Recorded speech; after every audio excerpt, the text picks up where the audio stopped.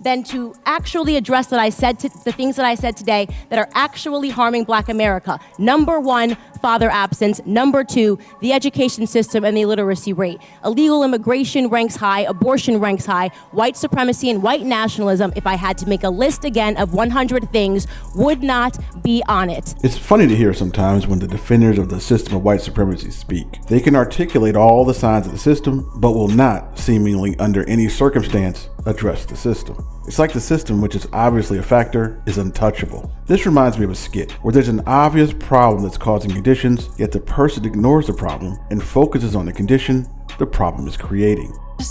There's all this pressure, you know?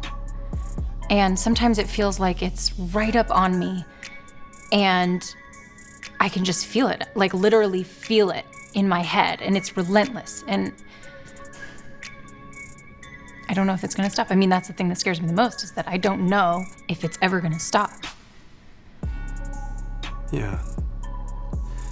Well, you do have a nail in your head. It is not about the nail.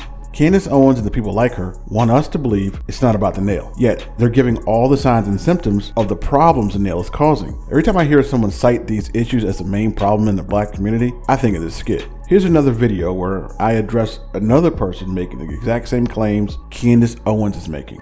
Let's get to the breakup of the family unit. Now, we have a group of people who were socially engineered through laws, standards, and practices not to have wealth. These people will most likely need some sort of financial assistance, right? The financial assistance has a caveat though. This caveat is known as the welfare marriage penalty. In order to receive maximum benefits for a family, a father couldn't be present in the household. So the family, according to how the government pays financial assistance, is redefined as a mother and her kids. That would have an effect on the family, wouldn't you say?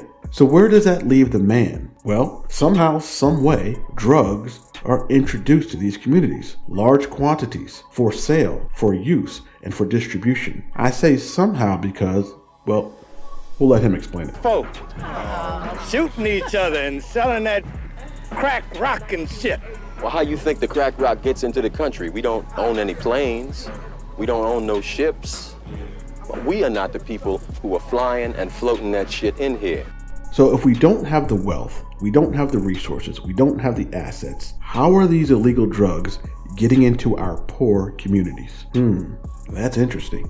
Enter the war on drugs. This is where the mass incarceration affects Black men the most. As we know, most Black men in prison are in prison for non-violent drug offenses. That affects the family too. Fake TV judge Larry Elder claims the system used to exist, but no longer exists. That's like me punching you in the nose and breaking it. Then saying, since I'm no longer punching you in the nose, you shouldn't have any lasting effects. Not only am I not going to be held responsible for fixing your nose, I'm going to blame your nose. Sounds dumb, doesn't it? Now, through the practice of white supremacy, the races were artificially created. The Black race was placed at the bottom, denied wealth, resources, access to credit, home ownership, and for a long time, humanity. This system created a noticeable, disproportionate wealth gap. The wealth gap, among other things, adversely affects the education system in the community. The much needed financial assistance for the people the system targeted redefined the family, cutting out the man. The man, formerly of the family, is in prison as a casualty of the war on drugs that somehow got into his community, ready for sale, distribution, and use.